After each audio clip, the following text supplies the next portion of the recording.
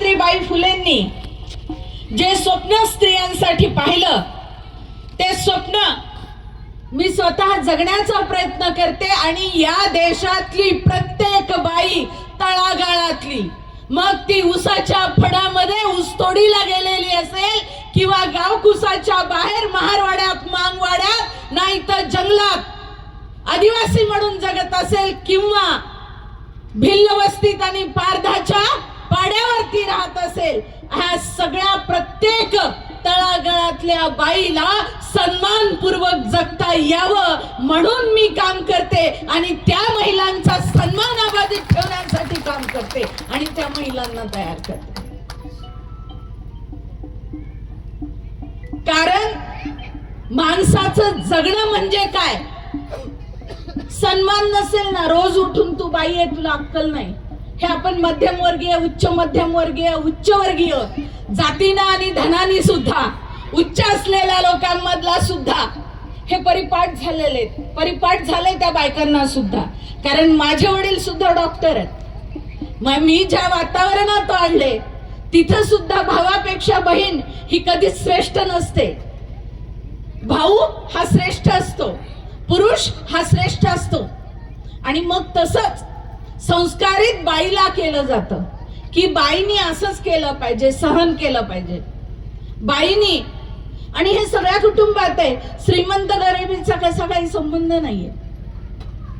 फक्त एवढंच आहे की कुटुंबाच्या पातळीवर बाईला जसं दुय्यम बघितलं जातं तसं सामाजिक स्तरावर आदिवासी असेल, पारधी असेल, भिल्ल असेल, महार असेल, मांग असेल किंवा कामगार असेल, मग ती बिडी कामगार असेल किंवा उसाच्या फडातली कामगार असेल, तिला दुहेरी आणि तिहेरी जात म्हणून पण हलकं समजलं जातं, बाई म्हणून पण हलकं समजलं जातं. आणि जातीमुळे ती गरीब आहे म्हणून सुद्धा ती गरिबीमुळे तिला हलक्यात घेतलं जातं आणि सगळ्यांच्या हक्काची ती बाई होते.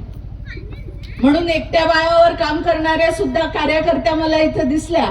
सरांची मला वाटतं मुलगी आहे का भाची, तिने मला स्वतः सांगितलं, ताई मी काम करते तुमच्यासारखंच.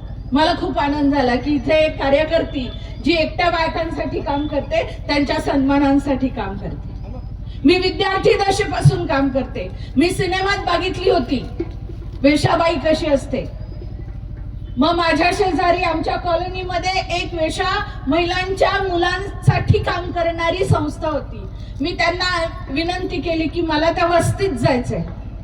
मी त्या वस्तीत त्यांच्या बरोबर गेले आणि पाहिलं. मला वाटलं असेल म्हणजे सिनेमात जसं चित्र दाखवतात की नाही तसं असेल.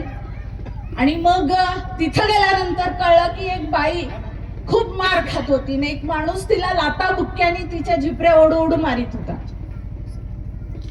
मी त्या मुलाला विचारलं की ती मुलगी मार का खाते ती बाई, तर तो तिचा नवरा आहे का तो, तर ते म्हणले नाही ताई. म्हणलं कोण आहे मग तो तिच्याकडे आलेलं गिराईक आहे.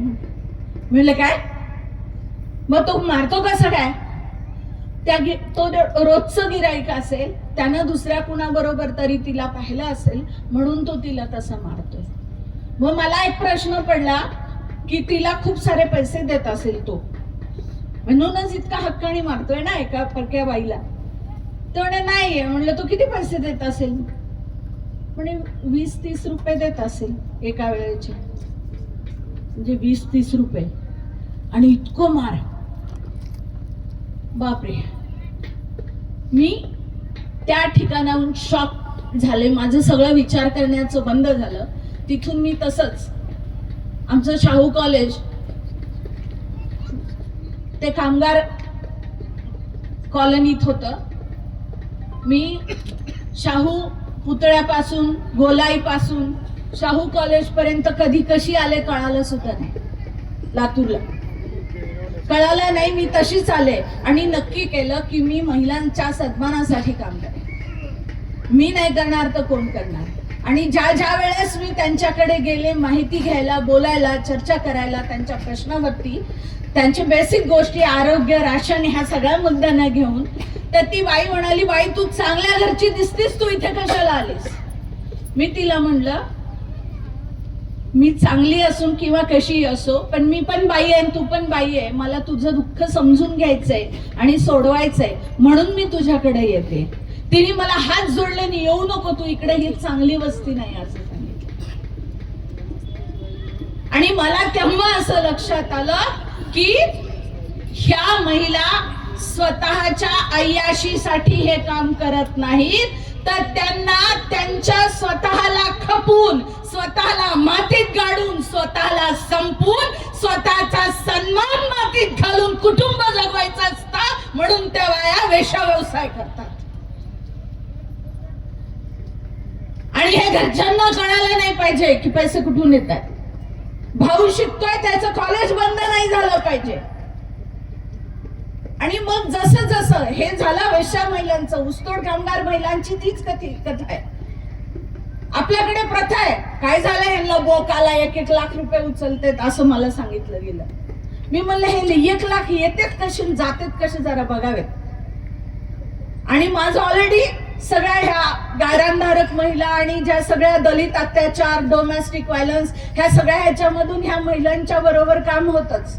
पण मी विचार केला ह्या 1 लाखाचा हिशोब घेतला पाहिजे. आणि मग मी जेव्हा बायकांशी बोलायला सुरू केलं तेव्हा असं लक्षात आलं, काय कशाचे ताई 1 लाख, 1,500ची उचल असती म्हणले. 500 रुपयापासून उचल सुरू होती. म्हणलं ती कशी? काय नाही, बाजारात गेलं, बाजार आणायला पैसे नसले, दारू प्यायला पैसे नसले तर बाजारातच मुकदमा असतो. मग त्याला सांगायचं की मला उचल घ्यायची, कारखान्याला यायचंय, कितीची उचल ठरवायची.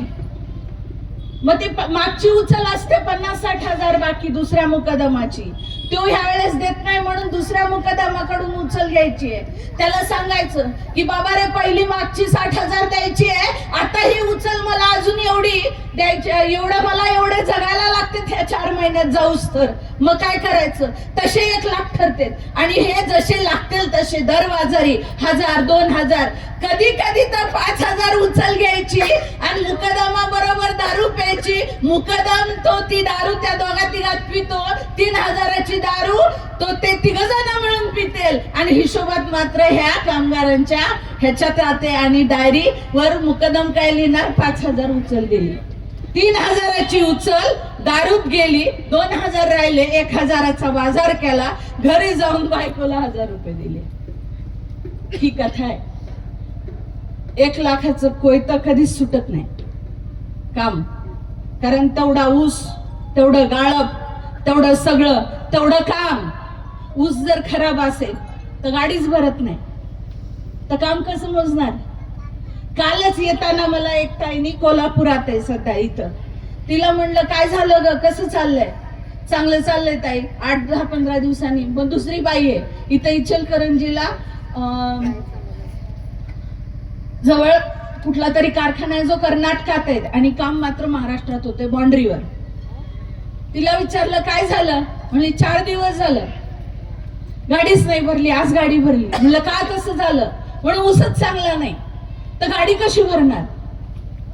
आणि फळच मिळत नाही लवकर, कारण आता संपत आले आणि यावर्षी खूप लवकर ऊस तोडीचे फळ हे संपणार आहेत, पट्टा पडणार आहे.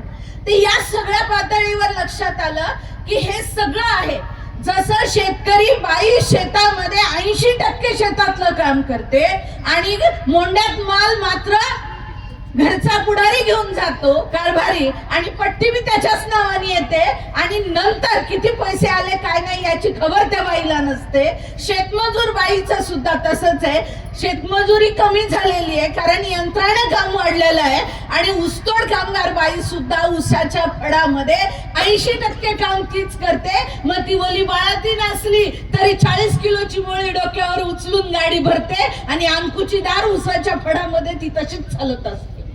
म्हणजे ओली बाळातीन. मग एवढा मोठा पिशव्यांचा प्रश्न कुठून आला, गर्भाशय काढण्याचा मुद्दा कुठून आला, याच्या जितकं खोलात जाल तेवढं असं लक्षात येतं की बाई ही इतकी जीव घेणं काम करते. 14 ते 16-18 तास बाई काम करते आणि तरीही तिला आराम नसतो आणि दवाखाना नसतो. आणि उचल ह्याची टनाच्या मागे जर ॲव्हरेज तिला मजुरी मिळते 366 रुपये टन. ह्या 2 वर्षात झाल्या, ह्या 3रं वर्ष. या सगळ्या परिस्थितीमध्ये आपल्या आता आम्ही आमच्या महाराष्ट्राचा जर विचार केला तर 12 ते 14 लाख ऊसतोड आहेत, त्यातले 6 ते 7 लाख महिला आहेत आणि त्यातल्या 50% हा फक्त बीड जिल्ह्यामधले ऊसतोड कामगार, ज्यांना इकडं गबाळे म्हणून बोलवलं जातं. हे गबाळे म्हणजे एक प्रकारची हीनतेची शिरी आहे. अस्पृश्याला जसं म्हणतो ना हे असेच आहेत, तसं ते गवाळ्यासारखे असंच आहे. तर या सगळ्या पद्धतीनं जगणाऱ्या ज्या महिला आहेत त्यांना त्यांच्या बरोबर व्यवहार हिशोब होत नाही, ऍडव्हान्स दिला जात नाही, तिच्या खात्यात पैसे पडत नाहीत. ती जशी नांदायला नवऱ्याचा संसार करायला जशी नांदायला न सासरी येत असते, तशी ती शेतकरी कुटुंबातली बाई जशी शेती कुटुंबासाठी करते, तशीच ही बाई उसाच्या फडामध्ये नवऱ्याबरोबर त्याच्या बरोबर नांदायला येते, पण सगळा फड तोडून उचलून गाड्यात टाकते. पण तिच्या बरोबर काही हिशोब होत नाही. हा कामगाराबरोबर झालेला अन्याय आहे. आणि त्याचबरोबर त्या ठिकाणी शेवटचे 2 मिनिटं, त्या ठिकाणी ज्या पद्धतीनं शेतकरी अशा ठिकाणी बाहेरून आलेल्या कामगारांच्या बरोबर शेतकऱ्यांनी राहिलं पाहिजे, त्यांचं संरक्षण केलं पाहिजे, त्यांच्या सुविधा बघितल्या पाहिजेत. हेच सगळं काही करू शकतात त्या कामगारांसाठी आणि महिलांसाठी. आणि म्हणून मला असं वाटतं की या परिसरामध्ये जेव्हा मी आले तेव्हा मला असं वाटलं हा बेळगाव परिसर माझ्या माणसांच्या कामाचा परिसर आहे. आणि इथं माझी माणसं आजही राबतायत, कष्ट करतायत, रक्ताचं पाणी करतायत. ही सगळी माणसं इथं कष्ट करतायत, त्यात माझ्या माय माऊल्या आहेत. या माऊल्यांच्या हक्कासाठी काम करते मी. आणि त्या संदर्भामध्ये मला असं वाटतं की स्त्रीचं सन्मान आणि ती स्त्रीचं सन्मानपूर्वक जगणं, एक माणूस म्हणून जगणं, ते खूप अत्यंत महत्वाचं आहे.